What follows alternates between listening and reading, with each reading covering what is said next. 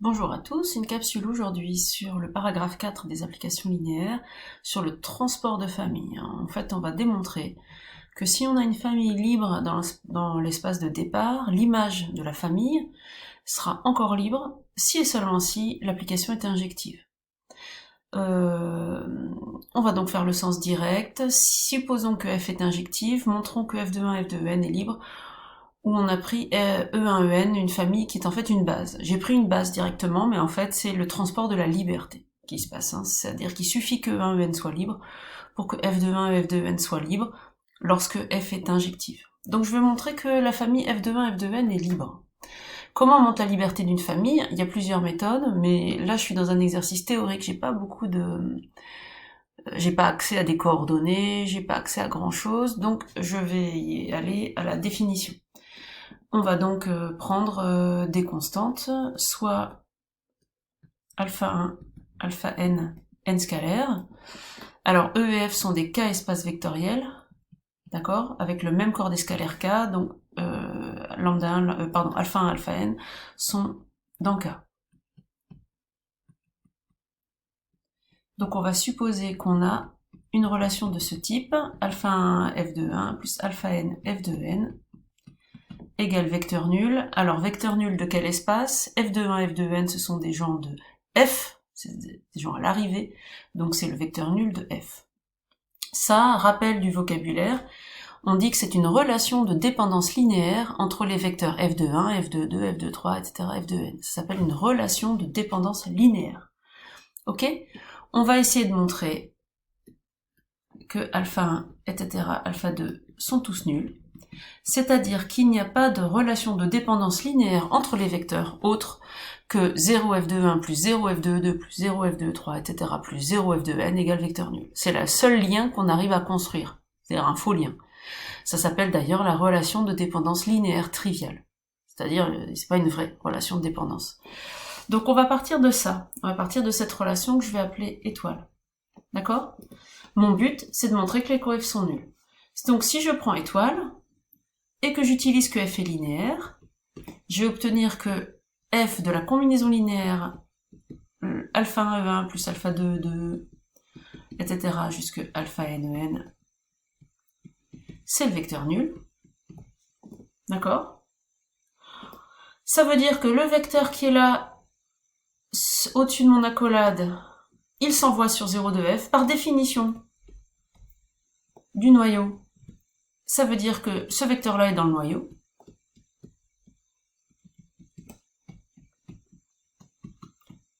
Or, f est injective, et f est injective, ça veut dire que le noyau est réduit à 0. Donc le vecteur que je viens de trouver dans le noyau, bah, c'est forcément le vecteur nul.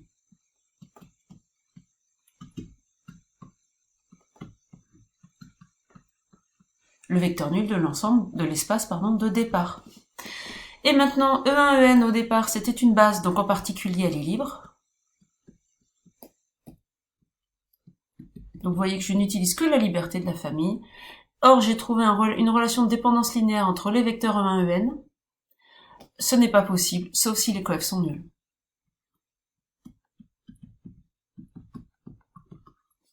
Si vous regardez la structure, on a bien démontré que si on avait une relation de dépendance entre les images, alors les coefs étaient nuls. Conclusion, la famille est libre.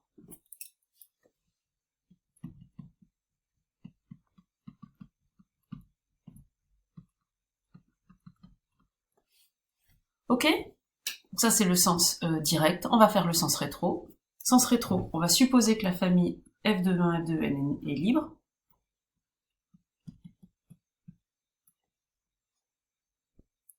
Et on va montrer que f est injective.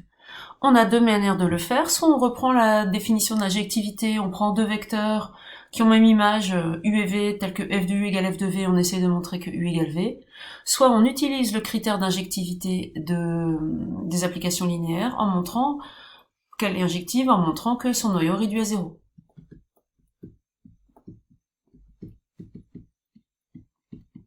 D'accord? On doit donc montrer une égalité de deux espaces, ker-f et espace vecteur nul tout seul. Il y a une égalité qui est toujours vraie. D'ailleurs, vous regarderez dans les bouquins, la plupart du temps, ils n'en parlent pas. le vecteur nul, il est toujours dans ker f, donc l'ensemble singleton vecteur nul est toujours inclus dans ker f, ça c'est toujours vrai, quelle que soit l'application f, qu'elle soit injective ou pas, ou quoi que ce soit, on s'en fout. Donc maintenant je prends quelqu'un dans ker f, et on va essayer de montrer que ce vecteur, c'est le vecteur nul, en utilisant que f de 1, f de n est libre. Le vecteur u, il est dans ker f, il est dans l'espace de départ, mais E1, En est une base de l'espace de départ. U, il est dans E, E1, En est une base de E, donc il existe des coefficients, je vais les appeler lambda 1, lambda n, tels que U s'écrivent somme de lambda I, EI. D'accord, je serre un peu pour rester sur la même page. Puisque U s'écrit sous la forme de somme de lambda I, EI, je vais calculer son image. Ça va être f de la somme des lambda I, EI. Oui, mais f est linéaire. Donc ça va être la somme des lambda I, f de I. Par ailleurs, puisque U est dans ker f, par définition, ça fait vecteur nul. Ici, c'est parce que U est dans ker f. D'accord? Regardez ce que vous avez obtenu ici. Vous avez obtenu une combinaison linéaire des f de i qui est nulle. D'accord? Or, les f de i forment une famille libre.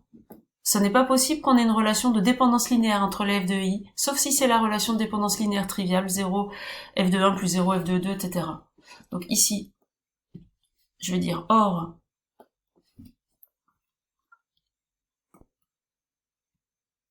la famille f de 1, f de n est libre.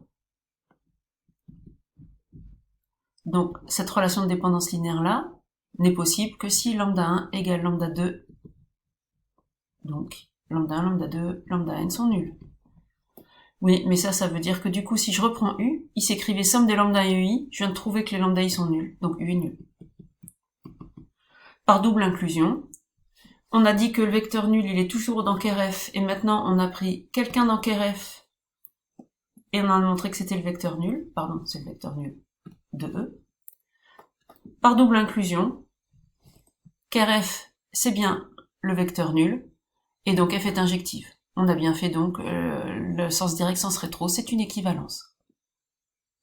Deuxième partie de la proposition, on va montrer que f est surjectif si et seulement si f de 1, f de n génère f. Alors, le truc dont il faut se souvenir, le gros rappel, c'est que si on connaît une base de l'espace de départ, ce qui est le cas ici, on a vu que IMF était généré par f de 1, f de n.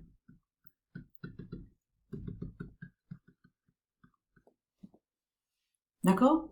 Donc, si f est surjective, par ailleurs, si f est surjective, vous vous souvenez que ça veut dire que IMF c'est f tout entier. Donc à ce moment-là, ça veut bien dire que grand F, c'est vecte de f de 1, f de n, et donc ça veut bien dire que f de 1, f de n génère grand F, et c'est même une équivalence, parce que ça c'est une équivalence, et là je n'ai remplacé IMF, je n'ai fait que remplacer IMF par f de 1, f de n. D'accord? Donc en fait, je peux démontrer les deux en même temps.